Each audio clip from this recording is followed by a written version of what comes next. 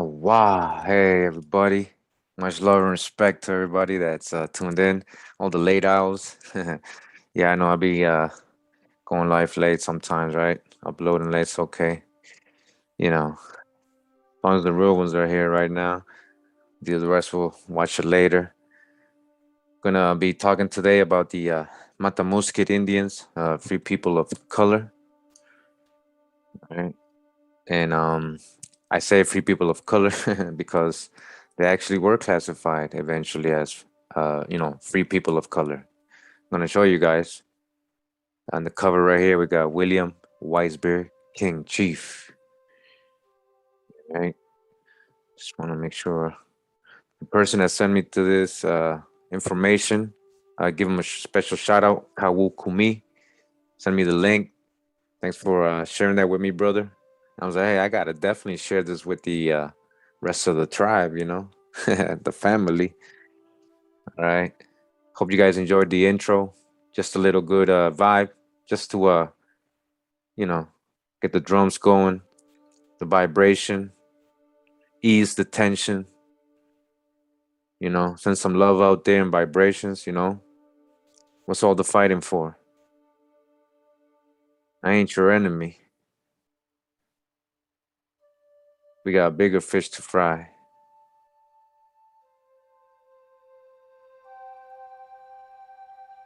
Just waiting for everybody, maybe a couple people to come in. Let's get started though. Let's see what we got here.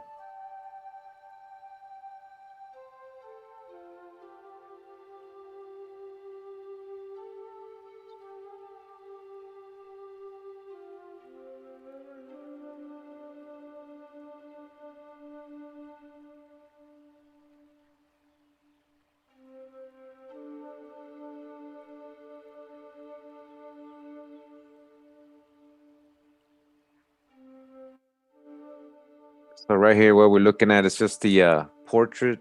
It says here drawn by John White, about 1585 to 1593.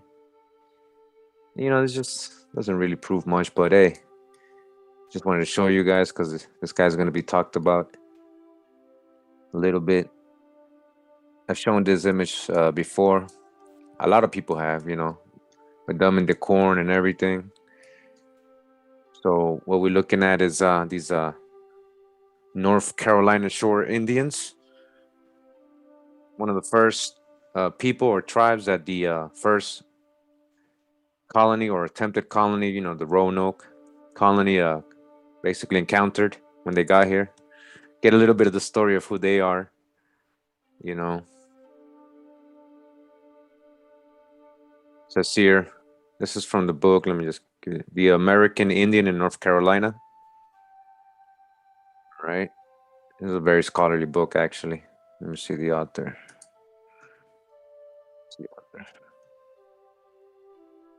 Well, it comes right up when you look for it. The American Indian in North Carolina. I believe the author's Wrights. His last name is Wrights.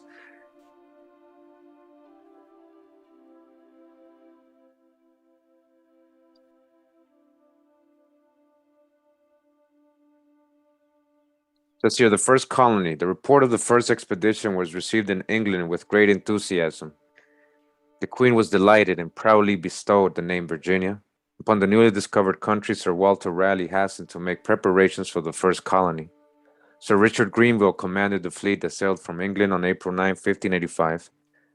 Among the 108 colonists were Ralph Lane, appointed governor, Thomas Harriot, historian and scientist, Philip Amadas, captain of the first expedition, Manteo and Wanchis, returning natives. Now remember, something very important I want you guys to remember, especially those who've been with me, at least in the last year, what we've been learning about the original colonists that were coming over from Europe, right? Who were they? Let's not forget, a lot of these people carried Sephardic Jewish Moorish names, crypto names, Protestant, Huguenot, all right? A lot of these people were being persecuted in Europe by the Catholic, and so one of their best things was to, come over here, and assist in colonization at the same time, help themselves. through their persecution. A lot of these, again, were people of color, so-called black people. All right. We've already shown plenty of sources, and we got the genealogical history. Recently, breaking this down, this is all new information. I don't think anybody's really talking about this other than people written these books, that we've read. But nobody wants to advance in their search, of truly knowing, the full story, you know. But let's keep going. After a voyage by way of the West Indies, the fleet sighted Cape Fear on June 23rd, and 3 days later anchored at Wokokon, Ocracoke. On July 3rd, they sent word of their arrival to Wingina at Roanoke. 2 scouting parties were sent out. One party visited Croatoan on the sandbanks. The other set out for the mainland and reached Indian settlements in the following order: July 12, Pomoyok; July 15, Aquascoke; July 15, Secoton. All right. I want to emphasize these are Algonquin-speaking tribes that were on the shore of North Carolina.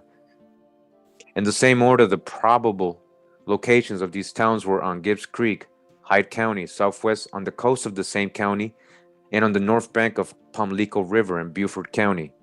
The great lake they found, called Paquipe, was evidently Mattamuskeet.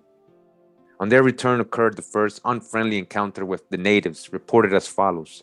The 16th returned thence, and one of our boats with the admiral was sent to Aquascocoke to demand a silver cup which one of the savages had stolen from us, and not receiving it according to his promise, we burned and spoiled their corn, all the people being fled. Oh, you burned our corn, right? You burned our corn, huh? Foreshadowed in this unhappy event was the long series of conflicts between incoming settlers and Indians that spread through territory now included in every state of the Union. The fleet anchored at Hatteras. Hatteras, all right? These are, I want you guys to pay attention to these Indian tribes, all right? These are all different chiefdoms, and these names we never really hear.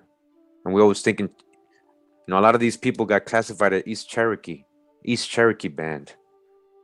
Misclassified as East Cherokee Band. Everybody got generalized into East Cherokee. A lot of these tribes.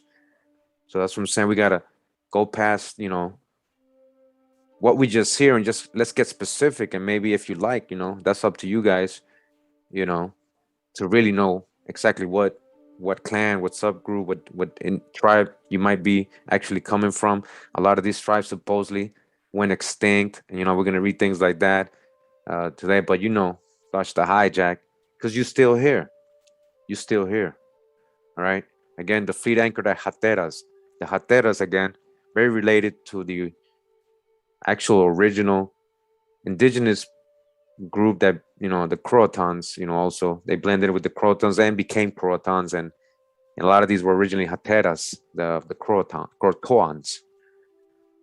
All right, the fleet anchored at Hatteras on the 27th, and 2 days later, Granganimeo and with Manteo came to welcome the colonists. Remember, Manteo was the guy who helped the Roanoke, colony, and supposedly, they, rumored, when they got lost, that they might have gone with Manteo and joined his tribe.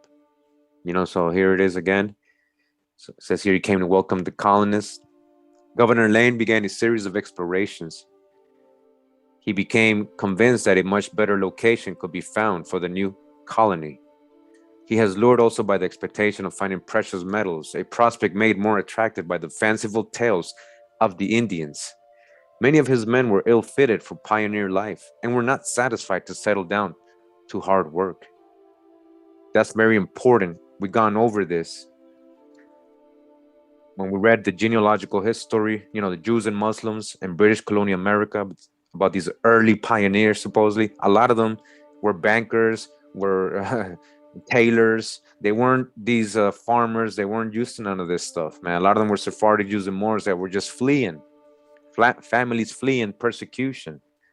So they had to, when they got here, forcefully learn how to survive. And that's why a lot of them didn't make it, so this was something we pointed out in my previous videos. that it didn't make sense why they were bringing these type of people over here. That couldn't even survive. They didn't even know how to camp, build fires, and nothing like that. It says many of his men were ill-fitted for pioneer life and were not satisfied to settle down to hard work. Consequently, instead of building a strong base at Roanoke, he spent most of his time treasure hunting, dependent on the Indians to furnish corn and to aid in fishing in order to provide sufficient food for his men. This task became burdensome to the Indians and was the cause of later troubles aggravated by the imprudent and unfriendly conduct of some of the colonists. On the mainland north of Alabarmy Sound, including what are now the counties of Currituck, Camden, Pasquotank, and Perkimans, was the Indian province Wepomeok, ruled by the chief Okisco. This was visited early in August. All right. So I just wanted to get a little bit of that coming in. I want to go specifically to the people we are learning about. Let me see. The Mattamuskeet.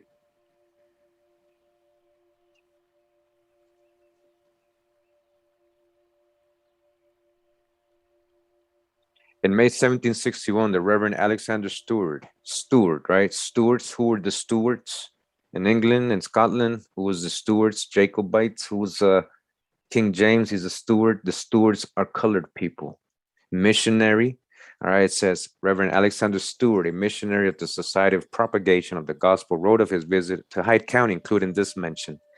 I likewise, with pleasure, informed the society that the few remains of the Mattamuskeet, Hatteras, and Roanoke Indians, whom I likewise mentioned in a former letter, appeared mostly at the chapel and sent fond of hearing the word of the true God, of being admitted into the church of Lord Jesus Christ. Men and women, children were baptized by me. I could have wished the adults were better instructed, but their sureties, a northern Indian among them, who had been bred up as a Christian, promised to take that care. 2 years later, the same clergyman made another voyage to Hyde County and reported the remains of the Mattamuskeet, Roanoke, and Hatteras Indians lived mostly along the coast, mixed with the white inhabitants. Gosh, the hijack, they mean Europeans. Many of these attended at the places of public worship while I was there and behaved with decency, seemed desirous of instruction, and offered themselves and their children to me for baptism. They were probably desperate for survival. And after examining some, the adults I accordingly baptized 6 adult Indians, 6 boys, 4 girls, and 5 infants. And for their further instruction at the expense of society, called Dr. Bray's associates, who have done me the honor of making the superintendent in their schools in this province, have fixed a schoolmisters among them to teach 4 Indians, 2 Negro boys, and 4 Indian girls to read and to work, and have supplied them with books for the purpose of and hope that God will open the eyes of the whites everywhere, that they may no longer keep the ignorant in distress, but as such charitable design. All right. So you see what the plan was. They came with their gods, right, and their religions. And a lot of the time, again, it's very ironic because a lot of these people, again, weren't even Catholics themselves. They were just crypto. They were new Christians, crypto Jews, though, or crypto Muslims. So, it's ironic. Now let's go to another book right here. All right. Hold on. I want to read about John White. John White is the guy who painted this painting right here. As you can see. Oh, I don't want to go.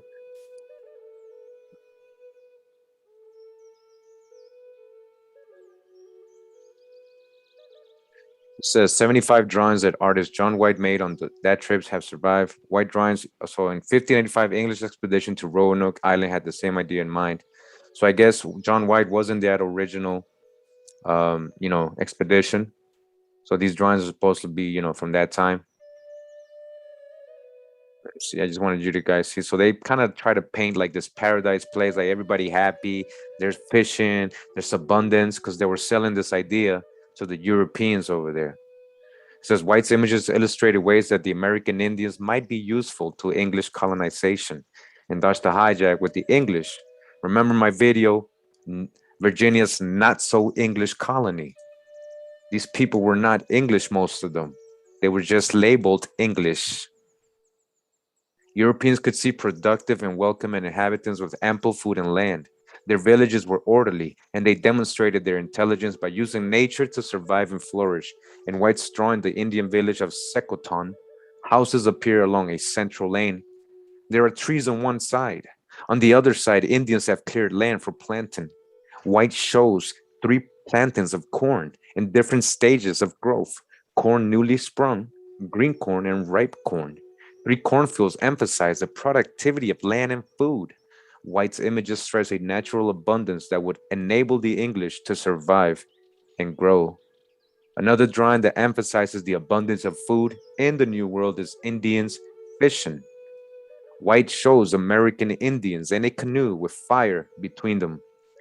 All right, so before we continue, I just want to show you what he's talking about. So he's talking about this image right here. All right, you see copper colored tribes. All right, look at the abundance of fish everywhere, right? Fish everywhere. Fish, they got the fire going.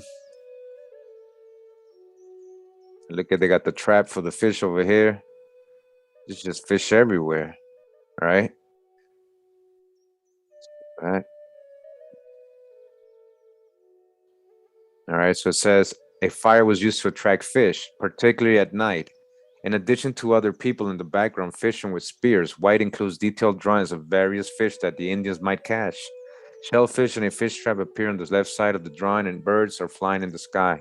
White fills the page with signs of plentiful food. The natives' people can feed themselves. Maybe the English hoped that they could feed the colonists too. You see that? They were relying on they're relying on the indigenous people of the Americas to survive. Because again, a lot of these people were not used to that. They had different professions. They were just regular people who were fleeing. They were trying to settle their people over here, that were being persecuted by the Catholics mostly. So Europe was trying to get rid of their undesirables, and at the same time, they used them to colonize America.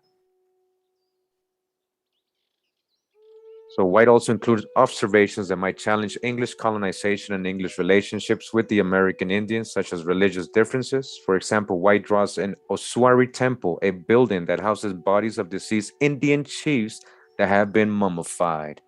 Oh, you thought that was only a so-called Egyptian thing?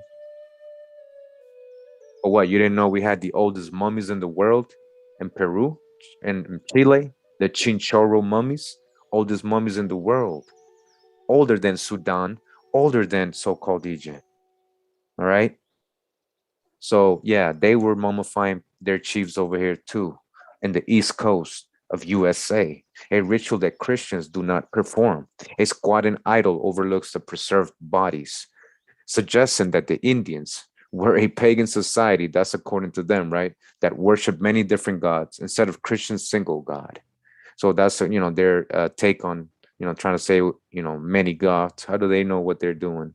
You know, the lack of clothing worn by the Indians in the drawing shows the warm climate of Roanoke and differences from English customs. Two detailed drawings of villages indicate a relatively large native population needing food and land of its own. Palisades surround one village, showing the American Indians' capability to make war and to protect themselves. These drawings served as a reminder to English settlers and investors of possible disagreements to overcome. So you see, they were selling this idea to them. Despite the differences in clothing, language, religion, and social organization, White shows some similarities between the English and Indians. His portraits of elders and chiefs told the interested colonists about more than just each individual subject. Overall, the people in the portraits are similar, laughing or talking. They wear ornaments such as necklaces, headbands, earrings, and feathers. The Indians' ornaments, such as bracelets and necklaces of copper and pearls, emphasize something in common with English. Clothes and jewelry could identify American Indian leaders, just as they did English rulers and people of wealth. Think about portraits of Queen Elizabeth. She is covered with pearls, jewels, and rich fabrics. White's drawings of Indians include wood, fur, leather, shells, clay, stones, beads, and copper. Some of these materials were used to make weapons. White was sure to include them in his drawings as resources available in the New World. These resources were important for trading with American Indians or for making money by selling them back in Europe. White's drawing of an Indian man and woman eating might suggest that both groups had social lives and organized gatherings, as also seen a fire ceremony. Indians fiction illustrates that like the English, American Indians worked in teams. All right, so that's just a little bit about this. This is from the North Carolina, and actually the Encyclopedia of North Carolina, and this is a little expert from their website. All right, a little bit of the drawings here. Some of his drawings that he made, you know.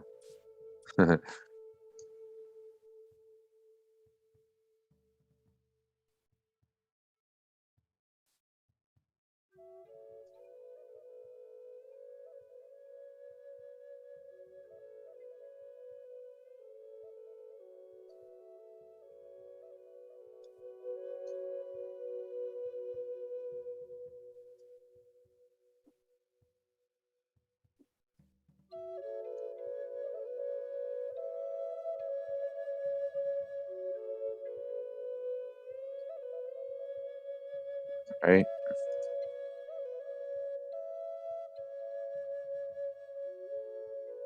yeah, wow, pantangka.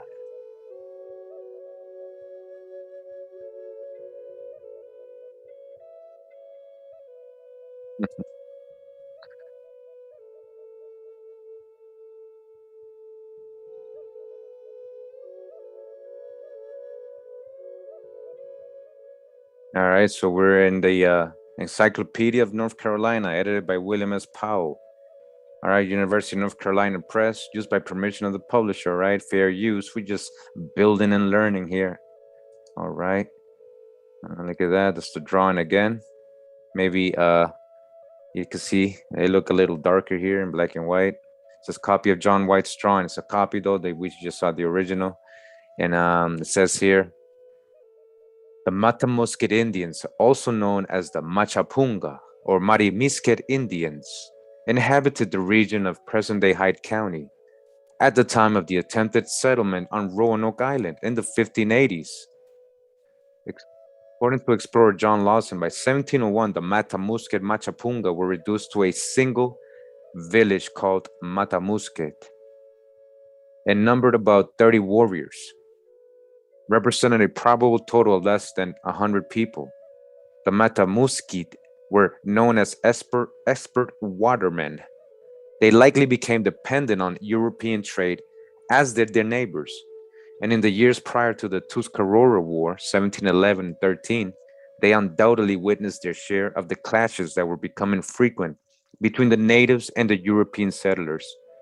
Along with Bay River Indians and the Plumlico Indians, all right, again, remember the names of these tribes.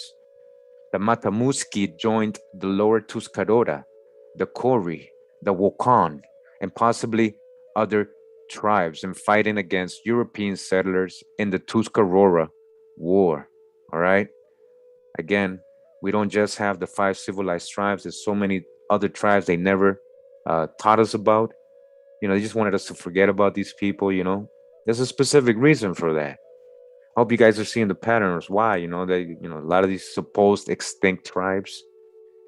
Following the war, several remnant Indian bands, comprised mainly of Mattamuskeets and Koris, were relegated to a Mattamuskeet reservation, an isolated tract of about 36 square miles of marsh and low ridges bordering Lake Mattamuskeet in Hyde County. The Kori evidently did not remain long on the reservation. The Indians occupying the reservation began selling off their land to white settlers as early as 1731, and the final sale, dissolving the reservation, occurred in 1761. All right, again, just want to remind everybody, I know it's repetitive, but dodge the hijack when they say white settlers, they just mean Europeans. That could include pale skin and swarthy so-called black Europeans. All right, so they're selling land also not just to pale-skinned people, but black, so-called black Europeans. Straight up, it's not always the evil white man.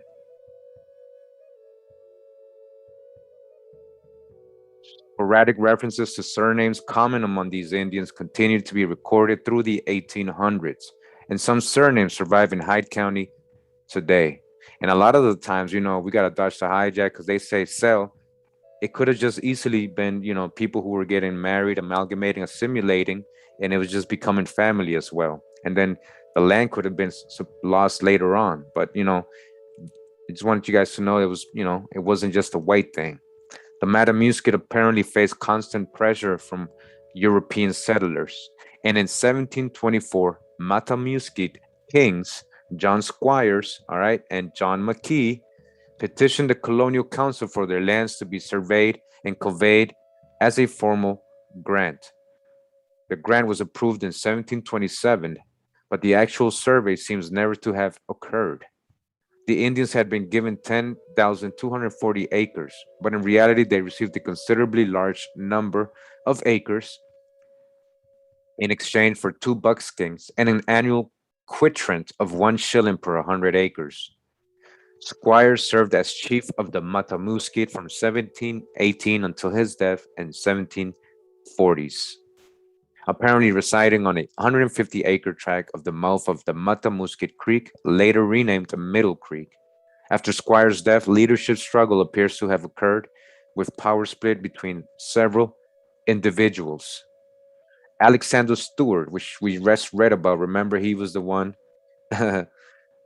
baptizing all the Indians, right? Alexander Stewart, again, Stewart, you got to prove to me this is a so-called white man. The Stuarts, the Highlanders of Scotland, these were colored people. King James, Stuart, reported after his 1761 trip to the area that Roanoke and Hatteras Indians had joined the Mattamuskeet and were residing with them at the time. All right, you see that? Stewart baptized more than 25 Indians during his visits 1761 and 1763. The Mattamuskeet Indians declined in number, and in 1792, entire reservation was sold for 50 pounds to a European settler. The deed was signed by 4 adult females and 3 children. All right, 3 children signed it, a deed. What really happened? A female and 3 children. Were they forced? That just sounds really weird to me. By the early 1800s, apprentice bonds, I pay attention, apprentice bonds, not slavery, apprentice bonds, indenture, right, in the contracts revealed that Mattamuskeet Indian youth were being taught trades by European masters. Afterward, the remaining individuals with Mattamuskeet Indian surnames were frequently referred to as free persons of color. Free persons afterwards, right? Afterwards, after they were apprenticed. So, I like to think about this in many different ways because, I like to always be on my guard, when we're talking about dodging the hijack. So, I believe a lot of this time, because when you're talking about especially apprenticeship, a lot of time that was through the parents putting their kids in apprenticeship. So what if these so-called white masters were actually just the father many times, the dad putting their kid into an apprenticeship, and then and as the narration is told to us, all of a sudden we got white masters and Indian slaves, right? Or as it turns out, so-called Negro slaves, eventually through declassification. And then you add in the African, and all of a sudden you lose the original story. And I'm just telling you, you got to think like that because I found many cases like that already. So afterwards, the remaining individuals, again, with the Mattamuskeets, Indian surnames were frequently referred to as free persons of color. Free persons of color. So where did the color come from? If these are supposed to be white masters, where's any mention of Africans? And apprenticed as such, and also listed in the Hyde County Census records under that classification. All right, Indians labeled free person of color after they're apprenticed. Even in the late 20th century, some Hyde County families, including the Collins, the Barber, Chance, Clayton, and Bryan families, can trace their Indian heritage back to the Mattamuskeet, all right, You had that surname, you Mattamuskeet. Believe it. Know that. All right? Know that. Now, I just want to remind everybody, all right, that this is an Muslim name. The barber, we've already broke this down in one of my previous videos in the genealogical historical book, Jews and Muslims in British colonial America. All right. So, yeah. So, if they're, Indian also, there's also a little bit of the cryptos, that were coming over. And that's just lineage. It's okay. This doesn't mean anybody's less Indian. All right. You're definitely Mattamuskeet. Okay. Go back here. All right. Let's go right here. This is from, let me just get the book. This is from the Mattamuskeet documents, a study in social history. All right. And this is 1975. So it's in the divisions of archives and history, archaeology in North Carolina by Patrick Garrow, University of North Carolina, Chapel Hill. This is, let me see. No, what page? Oh, 41. All right. This is page 41. Let me just zoom in. All right. Says there was little to distinguish the former free persons of color and the newly emancipated blacks in Hyde County following the Civil War. All right. Touch the hijack crayon colors. What blacks? What you mean by that? There was little to distinguish. All right. The former free persons of color. We just saw who was the free persons of color, right? The Mattamuskeet. And the newly emancipated blacks in Hyde County following the Civil War. Although a few of the former free persons of color of Hyde County had received specialized training for skilled professions, remember the apprenticeship, specialized training. To me, a lot of the time, again, why would they be doing that to their slaves, right? I thought they were supposed to be working and all that. So they're training these people with actually professional skills. A lot of the time, again, and this is through if you guys do your genealogy, dig a little further, you might find out that these are actually family members. A shout out to Wanagi for that video, for the lady talking about, what's the freedman and all that, and how, you know, yes, there were slaves, so-called slave masters in her ancestry, and one of them it was her great grandfather, but he was a colored man and he didn't own no slaves. It was actually his wife and his family. It was all family. So they just labeled them slaves and all that. So again, these people putting these so-called children under apprenticeship, and then all of a sudden they're free persons of color. That just, but again, it could just be just anybody owning, people, taking Indians from, their families and putting them in under an apprenticeship. These European settlers, they don't have to always be related. I'm just letting you know there's many different stories. So most had not been taught professions that placed them in a position to successfully compete with the former slaves. Former slaves had been trained as farmers practically from birth. Oh yeah. Oh, so they were the farmers. Oh, okay. Farmers. Growing stuff. Yeah, they were the farmers. What if that was just natural, especially if they're Indian? Indians grew and farmed, so I don't think they had to be trained to farm. So dodge the hijack. Their former masters were more likely to utilize them as tenant farmers because of that training and possibly because of the paternalistic interest in their welfare. Paternalistic. All right. See, man, I didn't know they were going to say that. Sometimes I just want to oh man, I knew I was right. Paternalistic interest in their welfare. These are their parents. All right. These are their parents. All right. They just threw it in there. I'm not making this up. They just threw it in there. Okay. I knew it. So that's what I'm saying. We got to be careful with these narratives they give us. Once it gets to the textbooks, then they're just saying a white master had a Negro boy under slavery, and then he freed him, and then he became a free person of color. You get what I'm trying to tell you guys? A lot of the time, again, it was paternalistic interest in their welfare. They were making sure their children were taken care of in the future, giving them skills. Even if they were half Indian, that was their children. That was their children. The former free persons of color were thus placed in a disadvantaged position. They were, as a group, both illiterate and propertyless. All of the free persons of color had been classified as mulattoes in the 1850 federal census. You hear that? But were distinguished as blacks or mulattoes in the following census.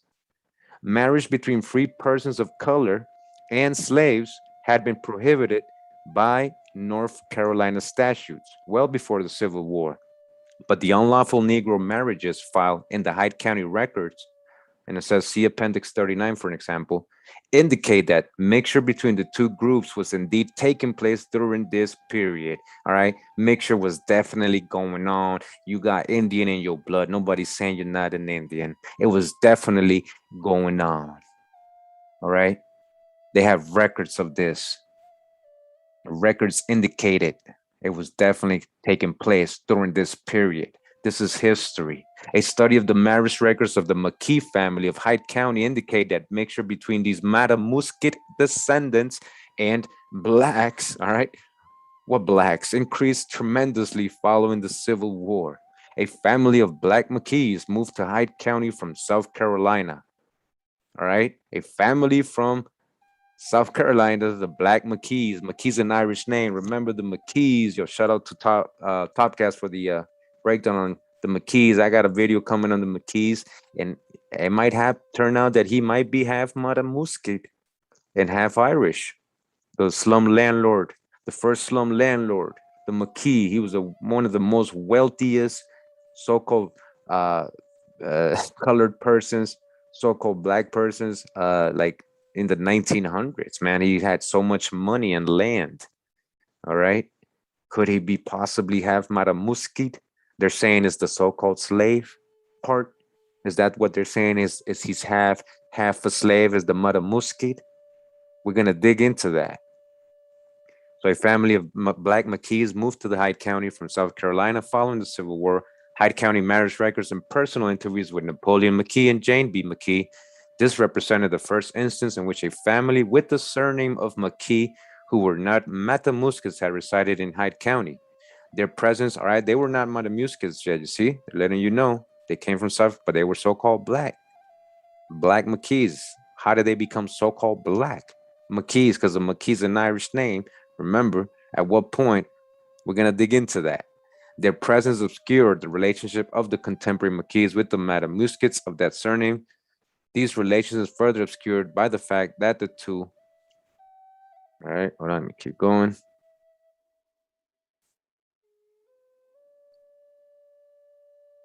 Hey, what happened?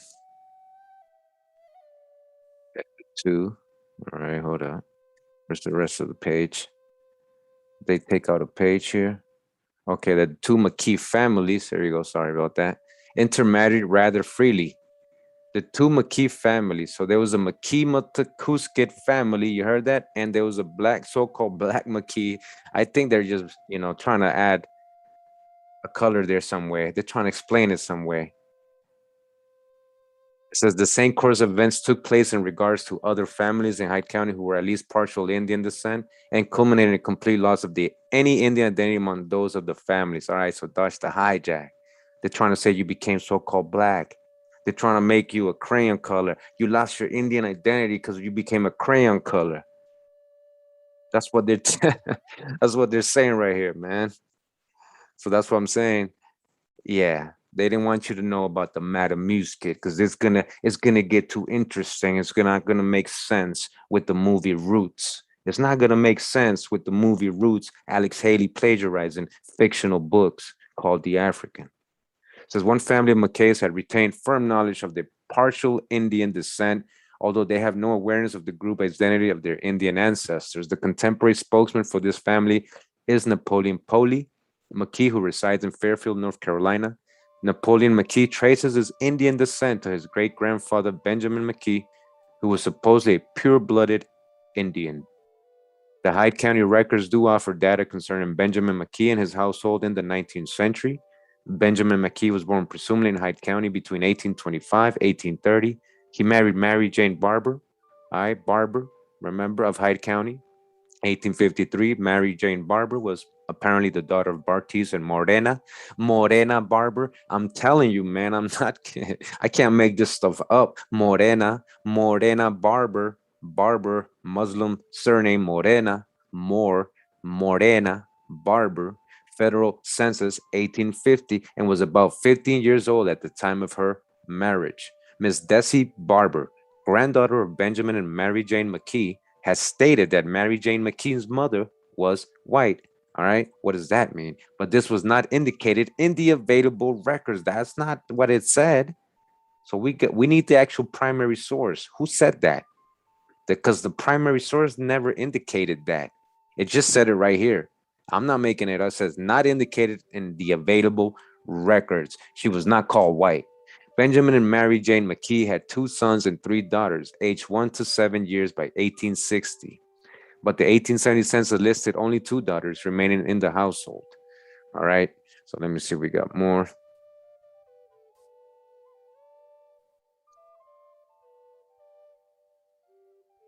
The history of the Mattamuskeets and their descendants may be typical of small fragmented triracial groups in other areas of the eastern United States. The Mattamuskeets lost their land very early. The key to that loss evidently was a combination of small group size and a lack of adequate leadership. These factors were probably compounded by pressure from white settlers and the ready market for land that those settlers provided. All right, that's the hijack again with the word white. All right, European, they mean European settlers. They want you to think all Europeans were white. Break the spell. The population of the Mattamuskeets was augmented by the addition of a few of the surviving Indians from Hatteras and Roanoke Island in the mid 18th century, but the group that resulted lacked cohesiveness and property.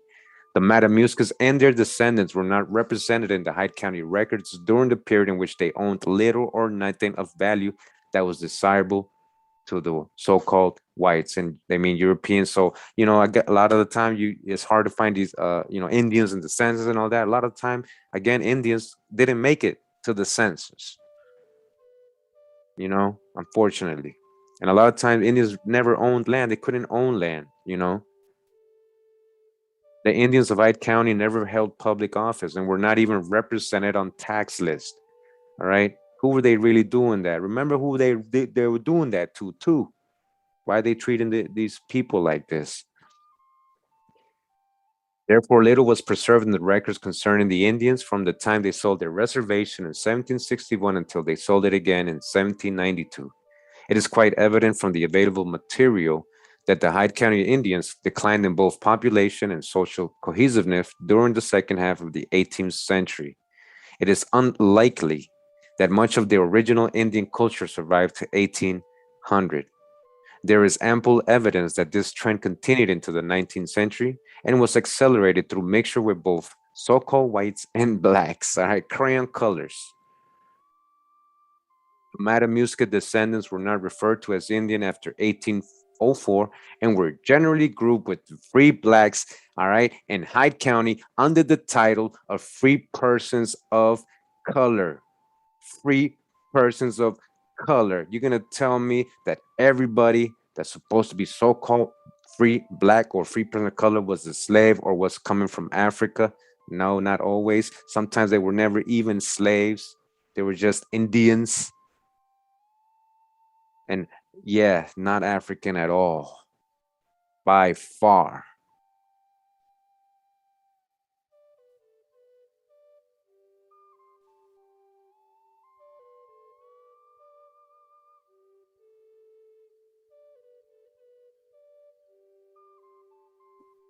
All right. Let's go a little bit more of this. Says the policy of mass apprenticeships of the children of free persons of color. All right, apprenticeships, not slavery. Again, apprenticeships, and again, remember they had a lot of time paternal interest in their welfare. Family, kin, putting their children through an apprenticeship, a skill. Much love and respect to everybody in the chat. I love you guys too. I hope you guys enjoying this. And I'm like, I don't even got time to edit anymore and upload. So I'm just like, let me do it live, you know, and just read it with everybody. I hope you guys enjoying it. You know, this is information they never even show us, man. Like, you know, the brother sent me the email, and I was just like, wow, this is another one added to the to the proof, right? And then I'm like, you know, I want to dig a little bit more on it, and I found all these other articles, and just learning about this is just like it proves so much of the research, you know. And it'd be like, you're like, you want to say slavery didn't exist? No, I didn't say that. I said the narrative is told wrong, man. The narrative is wrong, man. We ain't talking about roots, man. The policy of mass apprenticeship of the children of free persons of color in Hyde County from 1834 to 1865 undoubtedly destroyed what vestiges of Indian culture remained among the Mattamuskeet descendants. This effect culminated in almost total lack of Indian identity evidence by the contemporary Mattamuskeet descendants in Hyde County. All right. So I need you guys to do your research and your genealogy if you believe that you might descend from these indigenous people. Because look what they did. You see, that's paper genocide. Paper genocide. Indians in the eastern United States who have retained their identity as Indians had histories that were significantly different from the Mattamuskeet descendants. Very different. The Pamunkey and the Mattaponi of Virginia, as examples, both retain at least portions of their reservations and much higher populations than the Mattamuskeets. Other groups, such as the Lumbees of Robinson County, North Carolina, although lacking knowledge of their origins, although the Lumbee don't really, yeah, that's a whole different story, retain well-developed knowledge of their Indian ancestry. They just knew they were Indian. Like, we got Indian. We know.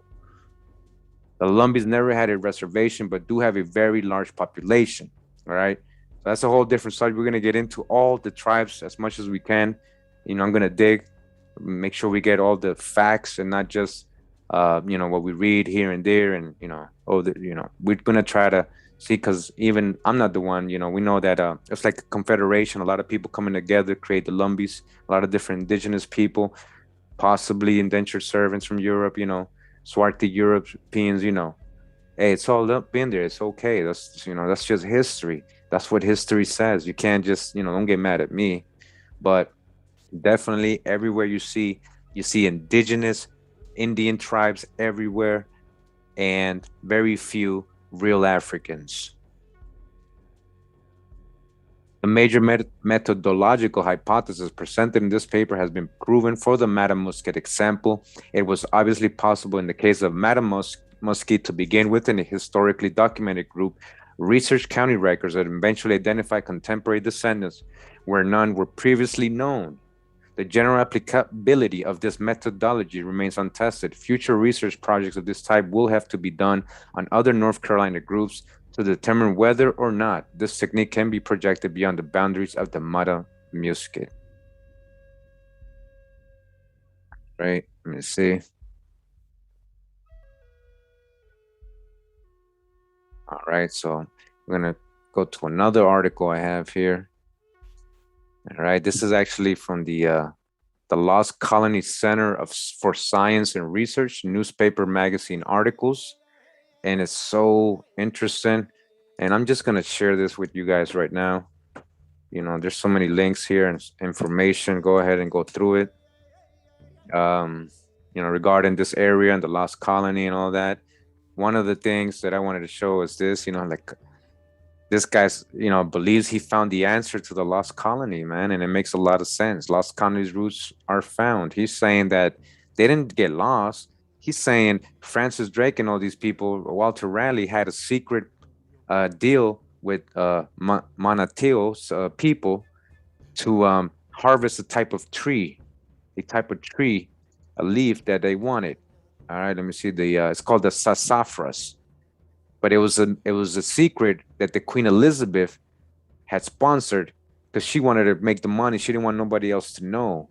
So I guess when they, you know, they couldn't, you know, continue their colony or their plans, instead of telling everybody where they were, they just kept it a secret. That's what he's saying, you know. And again, are these people disappeared, or did they want you to think they disappeared? All right. So this article's in there. Go through it. It's really good. You know, it's really, really good. Um, I wanted to go to this one right here. All right, let's see if we can zoom in. All right.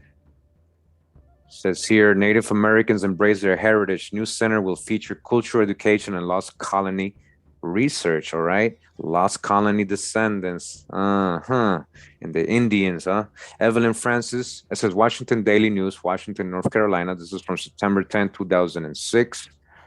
Written by Christina Hale, staff writer Evelyn Francis King and her husband William have spent most of their life embracing their Native American ancestry in Martin County through genealogical research and area events. They did their genealogy, and guess what they found about their heritage? All right, you got to do your genealogy. You're telling me you got all slave ancestors and some, Kurimeo, well, some had to have come from Africa, you know. I'm like, okay, fine. Do your genealogy, find out. See how many Africans pop up. Although William King has retired as chief of the Mattamuskeet Indian Coalition, Mattamuskeet, who? William, this guy right here. Remember free persons of color? Remember who they were? All right, that's him. This is modern times. Modern times. You saw? All the way from 1600. You survived, brother, elder. You're not extinct. You're not extinct. He said the powers are important because they keep the people together and support coming into the community. All right. So I guess, they organize all these annual powwows. This year's powwow was held last month at the Williams Community Center in Williamston. The celebration was open to the public and featured authentic native dances. There was no charge for the event, and vendors sold native arts and crafts. The traditional way to start a powwow is to set up the circle, then honor the four directions of the four winds, she said. All right, this is how they do it. A person will bless the circle by walking around the burning sage and flapping smoke with a feather while a prayer is recited, all right? A prayer, while a prayer is recited. The Native American flag and the U.S. Veterans flag are brought into the area during the grand entrance dance. The veteran dance can include any veteran that served in the military, regardless of what you are wearing, she said. There are many different dances, including the women's traditional one, in which female participants place jingles on their clothes, and the drum beats come together to create a significant sound. Last month's event was a day-long one. All right. Although it lasted 8 hours, the event can be called a mini powwow because traditionally the celebrations last several days, she said. Traditionally, we were powwowing, all right, powerful powwows for days. All right, what? Giving honor, giving thanks, reciting prayers, blowing sage in the wind, right? Spiritual. This is a spiritual thing. All right? It's in your nature. I can tell by your actions and your nature how indigenous you are. And I can tell by your actions and your anger and your hate how maybe not indigenous you might be. You might be leaning to another lineage. I'm just saying.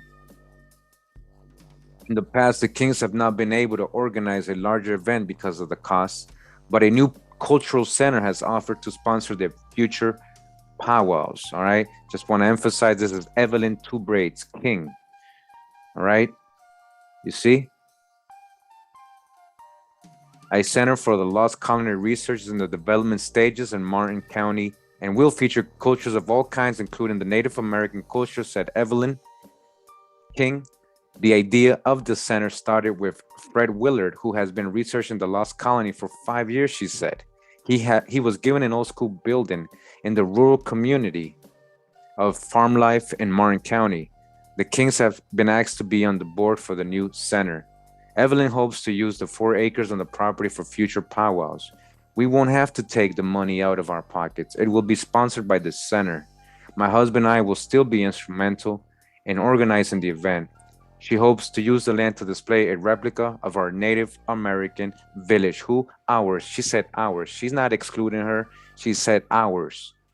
That's her people's back in the day, all right?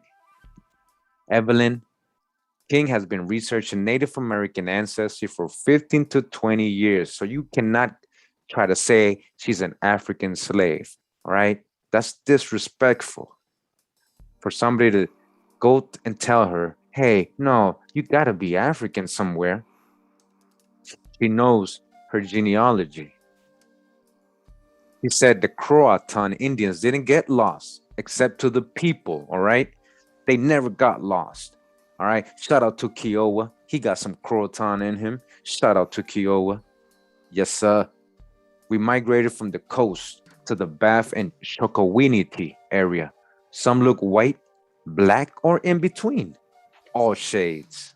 All right. All shades. He said people don't realize that Native Americans are just a mixture, but the native blood can be defined if you know your history. Relatives can look from white to dark, from white to dark. People don't realize this is her telling you. Look at her. She got relatives who are what? White and dark. She's trying to tell you something. Wake up. Stop with the colorization and all the prejudices. Evelyn King and her husband are descendants from the Mattamuskeet tribe, going back more than 10 generations, all right? 10 generations, which originated from the Free Union community near Jamesville. Both use their legal and native names. She is Two Braids and he is White's Bear. She said native names are usually based on a person's character of personality. The name is brought forth and agreed upon by a number of people that can be at a ceremony meeting or regular gathering. Her name was chosen to be Two Braids because she is most comfortable wearing her hair long and in two braids. She says she wears it like that just about every day. She represents, all right, except at church where she wraps it into a bun. In the church, she like, she should represent at church too, but that's an L. I'll let her do what she want. Being Native American is something you feel, like when you hit a drum, all right? It's in your feeling, all right? Once we group meet with our brothers and sisters, we love them, all right? We love them. We don't hate them. We don't say, hey, you don't look like me. Hey, you're not, we love them. Once we meet up with our brothers and sisters, we love them. They embrace the love. We care for one another. We care for one another. That's what we're supposed to do. With a new center in the works, the Kings are looking forward to expanding their efforts in the community for sake of Native American ancestry. Their intent is to encourage the younger ones to regroup, carry on the heritage. We don't want it lost. All right. Don't want it lost. Right. Shout out to the Mattamuskeet descendants and to the elders right there. And I just wanted you guys to see this is real life stories. It's not me making this up. All right. It's not me making this up. Let me just show you guys something else here. Real quick. We're about to be done. Hope you guys enjoyed it. Let me see. All right, so I just looked up Machapunga Indian tribe here on Google. I got all these nice images. I found these ones right here. This is where I got the little girl on the cover. I just want to show you guys. Well, actually, I got it right here, I think. Well, first, let me go to the other one. Okay, here we go. So we got the Smithsonian website, National Museum of the American Indian, all right? From the Smithsonian website, collections, right? I ain't making this up. It says here, portrait of Machapunga, Pungo River, and it says / African American woman and girl. All right. So that's the hijack. There's no African here. See how they added the African? We just read all the history of the Machapunga Mattamuskeet. Oh man, I can't even say the word anymore. Hold up. Mattamuskeet. Mattamuskeet. All right, let's go back. So let me just show you guys. So this is the woman and the girl.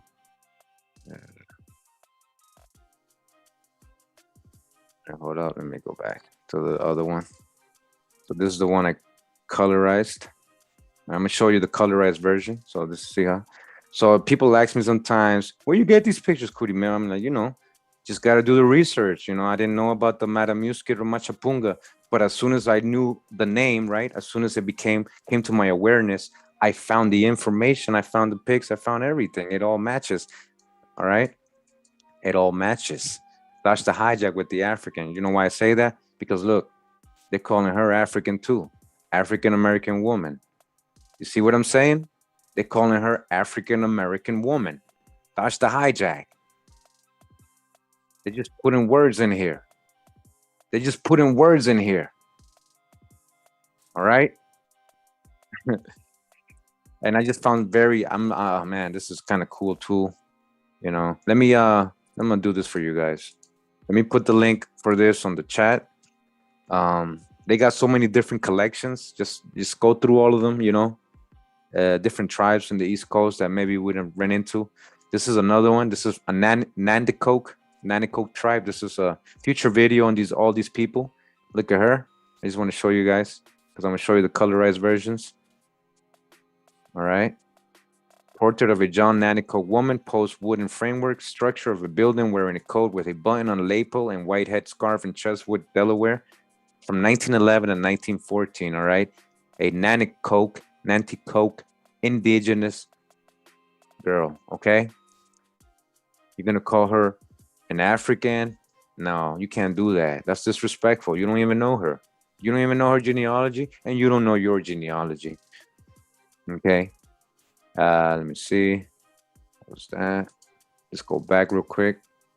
Let me show you this little cutie. Let me show you this little cutie. Nanticoke girl. Look at her. She's like, yo, take the picture. Look at her. Very confident. What's up? Portrait of a John Nanticoke girl, a member of the Thompson family. Post outdoors next to other children at clapboard building, wearing a white fabric apron and kind print plate press in Cheswood, Delaware. All right. Did they ever show you Indians like this? Did they ever show you Indians like this?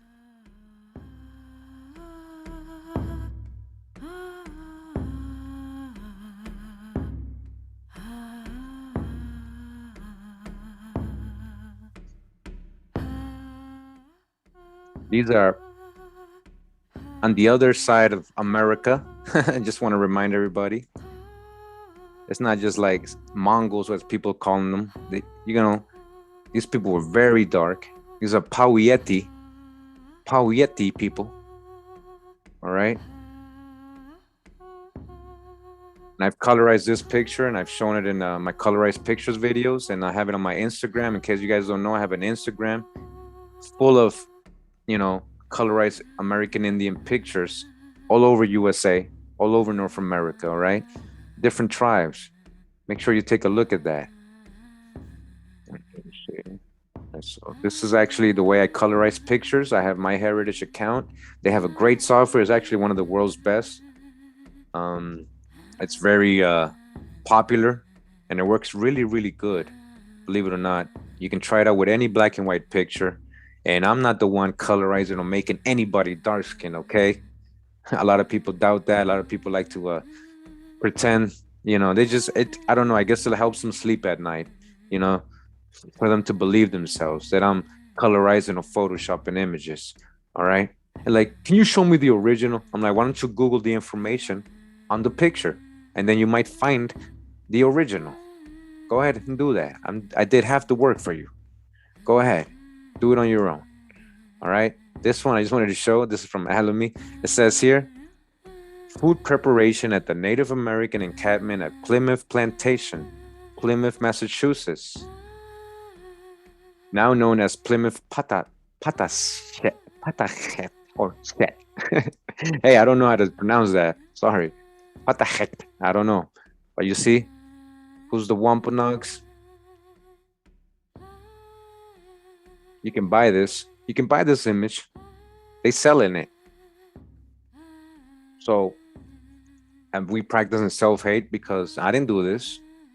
She knows her indigenous history and her genealogy. You can't say she's African. That would be disrespectful. All right. Let me just show you guys. I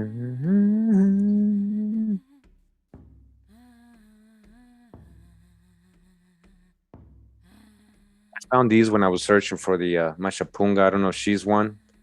There was a picture that said she was Manahoac Saponi Mattamuskeet Nation. I don't know if that's correct, but I colorized it, and this is what I got. All right. Look at the high cheekbones. You see the high cheekbones? All right. And this is the girl, the Nanako girl, like colorized. This is a close picture of her.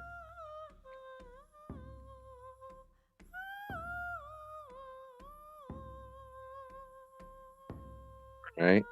That's the full picture. Do you know who you are? Copper Colored Tribes of America.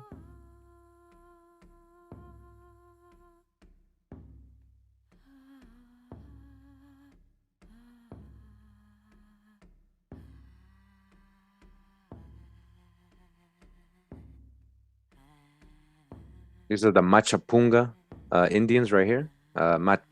Mattamuskeet Machapunga indigenous people right here. That's her and her mom.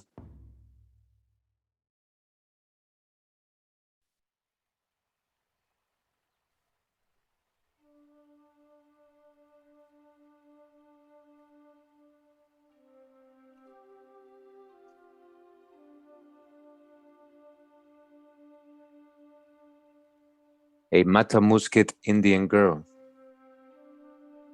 Mattamuskeet indigenous girl. An Indian from America, yes. They never showed you this in school, right? And yes, that's her mom. That's her mom right there. That's the hijack.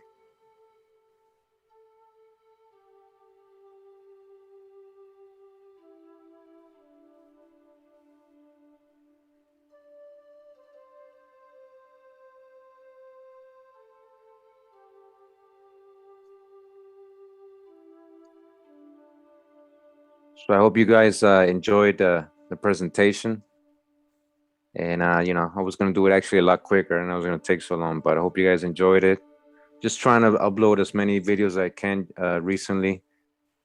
Keep the momentum going. I ain't stopping. They want to stop me on YouTube. They want to like censor me. They want to do all this stuff to me, and I'm gonna just keep going.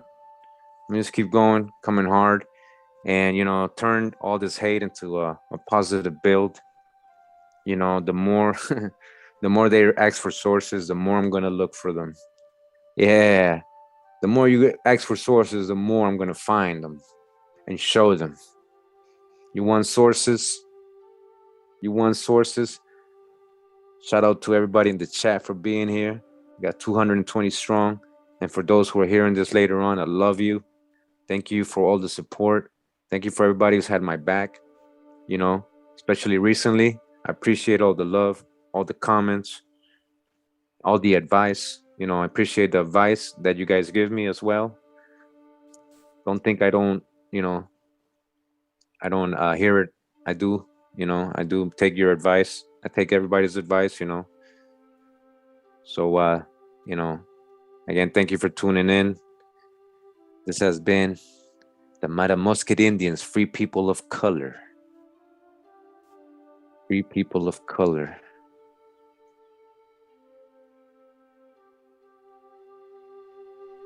Oh, wow. Much love and respect. Pura vida, mi gente.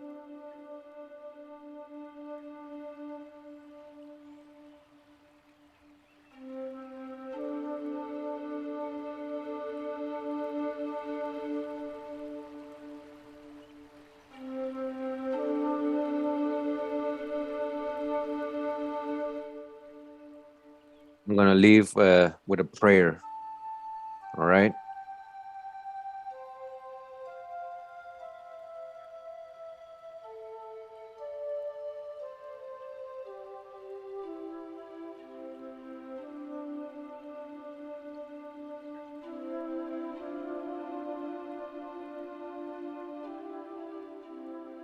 O great spirit, whose voice I hear in the wind, and whose breath gives me life to all the world, hear me. I am small and weak. I need strength and wisdom. Let me walk in beauty and make my eyes ever behold the red and purple sunset. Make my hands respect the things you have made, and my ears sharp to hear your voice. Make me wise so that I may understand the things you have taught my people.